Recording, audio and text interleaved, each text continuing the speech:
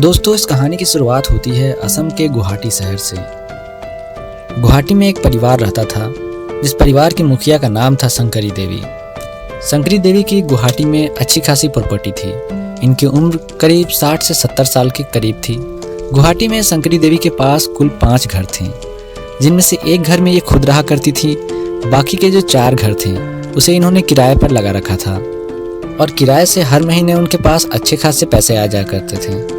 और किराएदारों से पैसे लेना और फाइनेंस की सारी देखभाल जो थी वो शंकरी देवी का भाई किया करता था। शंकरी देवी का एक लड़का था जिसकी शादी शंकरी देवी ने एक वंदना नाम की लड़की से आज से करीब 10 साल पहले करा दी थी। और वंदना जो थी वो एक इज्जतदार परिवार से थी, गुवाहाटी की ही रहने वाली थी। लेकिन वंदना और अमर ज्योति के शादी के 10 साल के बाद भी इन दोनों के साथ से कोई भी बच्चा नहीं हुआ था। फिर भी इन दोनों के बीच में सब कुछ ठीक ठाक चल रहा था और अमर ज्योति भी अपना सारा काम ठीक ठाक कर रहा था। अब अमर ज्योति गुवाहाटी जैसे शहर में 4 घरों का मालिक भी था और इसके पास अच्छी खासी प्रॉपर्टी भी थी। और ये 4 घरों का जो किराया आता था ये अमर ज्योति की माँ के अकाउंट में ही आता था। लेकिन दोस्तों, शादी के कुछ समय बाद अमर ज्योति अपनी पत्नी वंदना के साथ अलग घर में रहने लगा था, कुछ घरेलू कारणों की वजह से। अब शंकरी देवी अकेले एक घर में रहा करती थी और अमर ज्योति और वंदना दोनों अलग घर में रहा करते थे। और अमर ज्योति और वंदना दोनों एक साथ बहुत खुश थे। अमर ज्योति अच्छा खासा काम करता, अपनी पत्नी का भी खर्च निकाला करता, सारी जरूरतों की चीजों को पूरा करता था। लेकिन तभी दोस्तों, इनके अच्छे खासे परिवार के बीच अचानक ही 23 अगस्त 2022 को एक अजीब सी घटना होती है।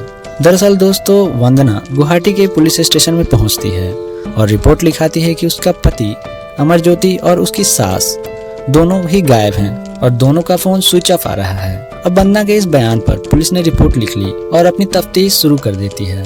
पुलिस जांच पड़ताल करती है, लेकिन पुलिस को कुछ भी पता नहीं लगता है। ना अमर ज्योति का पता था, ना ही उसके सास का।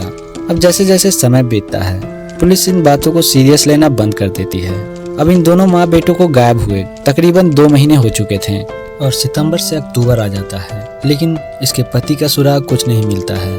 अब वंदना भी अपने ससुराल वालों को छोड़कर अपने माँ बाप के घर आकर रहने लगती है। उसके आस पड़ोस के लोग सोचते हैं कि इसके पति और सास दोनों गायब हैं, जिसके कारण से ये परेशान है। इसी कारण से वो अपने मम्मी पापा के साथ चली गई। दोस्तों, अब वंदना अपने मम्मी पापा के साथ रहा करती थी। लेकिन तभी दोस्तों, अक्टूबर के एक दिन वंदना पुलिस स्टेशन में पहुंचती है। वो पुलिस वालों को कहती है कि मेरा पति और मेरी सास शंकरी देवी 2 महीने से गायब हैं। लेकिन मेरी सास का भाई जो गलत तरीकों से मेरे सास के जितने भी पैसे आते हैं किराए के, वो पैसे और उनकी प्रॉपर्टी को हड़पना चाह रहा है और सारे पैसों को लेना चाह रहा है। अब वंदना ने पुलिस स्टेशन जाकर यह अपनी दूसरी रिपोर्ट दर्ज कराई और शायद यही रिपोर्ट पूरी कहानी को बदलने वाला था। अब वंदना के इस बयान पर पुलिस वाले भी शंकरी देवी के भाई के खिलाफ रिपोर्ट लिख लेते हैं। उन्हें लगा कि 2-3 महीने हो गए हैं और इन दोनों का था पता नहीं है। इसके साथ एक और शिकायत आ गई और इसी के साथ पुलिस एक बार और फिर तफ्तीश में जुट जाती है। अब वंदना की शिकायत के बाद पुलिस शंकरी देवी के 5 बैंक अकाउंट की जांच अच्छे से करती है, तो पुलिस वाले को लगता है कि यहाँ तो कुछ गड़बड़ है। और छानबीन के दौरान पुलिस वालों ने देखा कि पिछले 2 महीनों से शंकरी देवी के अकाउंट से 5 लाख के करीब रुपए निकाले गए हैं और वो भी एटीएम के माध्यम से। अब पुलिस वाले इसकी जांच अंदर तक करते हैं और ये एटीएम की जो सीसीटीवी फुटेज आती है उन सभी सीसीटीवी फुटेज को मंगाते हैं। और जैसे ये सीसीटीवी फुटेज देखते हैं तो ये दंग रह जाते हैं। पुलिस के पैरों के नीचे से जमीन खिसक जाती है। अब पुलिस को सीसीटीवी फुटेज में जहां जहां पैसे निकाले गए थे उन्हें हर जगह सिर्फ ही सिर्फ वंदना का चेहरा नजर आ रहा था, न कि वंदना की सास का भाई। अब पुलिस को पहली बार वंदना पे शक होता है और इसी शख्स के आधार पर पुलिस ने वंदना की हिस्ट्री खंगाली। अब पुलिस ने वंदना के ससुराल में उसके पड़ोसियों से वंदना के बारे में पूछा तो पता चलता है कि वंदना बड़े ही आजाद ख्याल की लड़की थी। उसके बहुत सारे दोस्त थे, जिसमें से एक दोस्त उसके बेहद करीब था।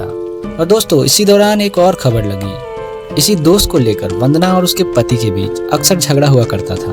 और इसी पूछताछ के दौरान ये बात सामने आई कि 25 अगस्त 2022 को, यानी कि वंदना के पति और उसके सास के गायब होने के ठीक 4 दिन बाद उसके छत पर कुछ जलने की बू आ रही थी और उसके छत पर आग जल रही थी, जिसे वहीं के कुछ पड़ोसियों ने देखा था और उन्हें लगता है कि वंदना घर के फटे पुराने कपड़े जला रही है, तो किसी ने कुछ शक भी नहीं किया। अब दोस्तों, इस पड़ोसियों के बयान के आधार पर और भी जानकारी जुटाने के लिए पुलिस वाले 19 फरवरी 2023 को वंदना को उठा लेते हैं और पुलिस स्टेशन लेकर आते हैं। अब पुलिस वाले पूछते हैं कि तुम्हारे सास और तुम्हारा पति कहाँ है, लेकिन वंदना कुछ भी नहीं बताती है। वंदना ये कहती है कि वो नहीं जानती कि उसके सास और पति कहाँ है, लेकिन वो यह बात जरूर कबूल करती है कि हाँ, उसने अपनी सास के अकाउंट से पैसे निकाले थे। अब पुलिस अपने तरीके से वंदना से पूछताछ करती है और इसी पूछताछ के दौरान वंदना टूट जाती है और फिर वंदना सारी सच्चाई बता देती है। दोस्तों, जो सच्चाई वंदना ने बताई वो सुनकर पुलिस वाले नहीं बल्कि पूरा शहर चौंक जाता है। दोस्तों, वंदना बताती है कि 10 साल पहले 2013 में वंदना की शादी होती है और उस वक्त भी वंदना के बहुत सारे दोस्त हैं। शादी के हो जाने के बाद भी वंदना का रंग ढंग नहीं बदलता है और शादी के कुछ समय बाद वंदना की मुलाकात धनजीत डेका नाम से उसी शहर के एक लड़के से होती है और कुछ ही समय बाद दोनों एक दूसरे को दिल दे बैठते हैं। अब समय के साथ दोनों की नजदीकियां बढ़ने लगती है। धनजीत डेका और वंदना दोनों इतने करीब आ चुके थे कि वो बस समय का इंतजार करते थे कि वंदना का पति घर से बाहर कब जाए, ऑफिस कब जाए और कब वे दोनों मिले। धनजीत डेका के अलावा भी वंदना के कई लड़कों के साथ दोस्ती थी। पड़ोसियों की बातचीत के दौरान लोगों ने बताया कि अक्सर अमरज्योति घर पर नहीं रहा करता था, तब वंदना के साथ कई लड़के आया करते थे, अलग अलग लड़के। और इन सब के बारे में जब अमरज्योति को पता चला, खास तौर पे धनजीत डेका के बारे में, तो वंदना और अमरज्योति के बीच झगड़े होने लगे और अपनी पत्नी वंदना के रोज नए संबंधों के बारे में सोचकर सुनकर अमरज्योति अंदर ही अंदर टूट जाता है और इसी बात पे उसने वंदना से तलाक लेने का फैसला कर लिया। अब दोस्तों, जब वंदना को पता चला कि अमरज्योति वंदना से तलाक लेने वाला है, तो उसे लगा कि ये जो गुवाहाटी में उसकी सास की और उसकी प्रॉपर्टी है, ये उसके हाथ से निकल जाएगी और उसके साथ कुछ भी नहीं रहेगा, क्योंकि वंदना को पैसे भी चाहिए थे। और इसी लालच के चलते वंदना ने प्लान बनाना शुरू किया कि अमरज्योति और उसकी सास दोनों को रास्ते से हटाने का। अब वंदना अपने प्लान के मुताबिक उस स्थान पर पहुंचती है जहां पर उसकी सास अलग घर में रहा करती थी। वंदना के साथ उसके सास के घर पर उसका दोस्त भी पहुंचता है जिसका नाम होता है अरुण दास। अब वहां पहुंचकर वो दोनों देखते हैं कि शंकरी देवी घर में अकेली हैं। अब वो उन दोनों उनके पास जाकर बैठ जाते हैं और दोनों बैठकर बातें करने लगते हैं। लेकिन दोस्तों, कुछ समय बाद दोनों मौका देखकर शंकरी देवी को पकड़ लेते हैं और उनका गला घोंटकर मार देते हैं। अब शंकरी देवी को मारने के बाद ये दोनों सोचते हैं कि उसके लाश को कैसे ठिकाने लगाएं।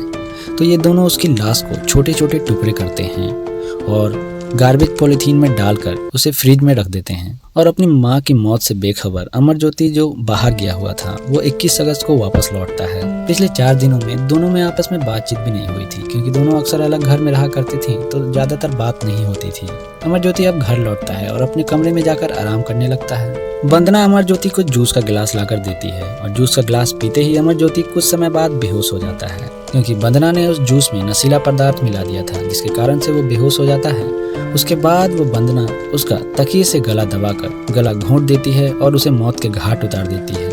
अब इसके भी लाश के टुकड़े कर वो फ्रिज में रख देती है। अब दोस्तों, वंदना के पास इन दोनों को लाश को ठिकाने लगाने का समय नहीं होता है, तो ये अपने दोस्त अरुण दास को फोन करती है और अरुण दास वंदना की सास के लाश को फ्रिज से निकाल कर लाता है और ये अमरज्योति की लाश को लेकर ये दोनों गाड़ी से निकलते हैं और ये मेघालय में जाकर चिरापुंजी में जाकर दोनों माँ बेटे की लाश को अलग अलग जगहों पर फेंक देते हैं। और वहां से आने के बाद वंदना अपने पति के कपड़ों को छत पर ले जाकर आग लगा देती है, जो आग को पड़ोसियों ने देखा था।